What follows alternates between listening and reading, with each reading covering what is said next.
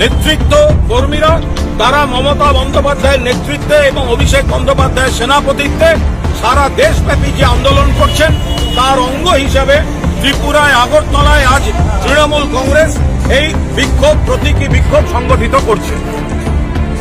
আমাদের পরিষ্কার বক্তব্য, অবিলম্বে জনবিরোধী নীতি প্রত্যাহার করতে হবে। এটা দল রাজনীতি পরে হবে। যেভাবে পেট্রোল ডিজেল রান্নার গ্যাসের দাম বাড়ছে, মানুষ সরকার সংসারটা চালাবে কিভাবে? কিভাবে সম্ভব?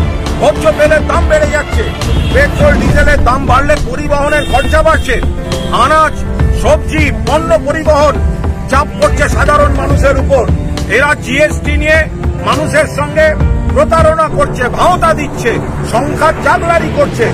মূল দামটাকে কমাতে হবে, তারপরে তার অংশ বেশি অংশটা কেন্দ্র নেয়, কিছু অংশ রাজ্য পায়, কিন্তু মূল দামটা তাদের কমাতে হবে।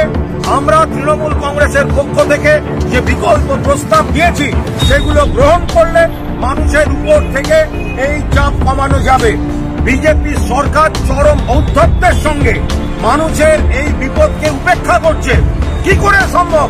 স্বাধীনতার পর কখনো হয়েছে পেট্রোল ডিজেলের দাম 100 টাকা ছাড়িয়ে যাচ্ছে, রান্নার গ্যাসের দাম 1000 টাকা অব্দি চলে যাচ্ছে, সেই জায়গায় দাঁড়িয়ে ভোজ্য তেল বাড়ছে এবং পরিবহনজনিত কারণে বাজারে সব জিনিসের দাম বাড়ছে, পরিবহনের দাম খরচ বাড়ছে, মানুষ দমবন্ধ অবস্থা হয়ে যাচ্ছে। বিজেপি সরকার তারা অবিলম্বে এই দাম প্রত্যাহারের ব্যবস্থা করুক, অন্যথায় বিজেপিকে বদলে ফেলতে হবে। আমরা তাই স্লোগান দিয়েছি, আর নেই দরকার।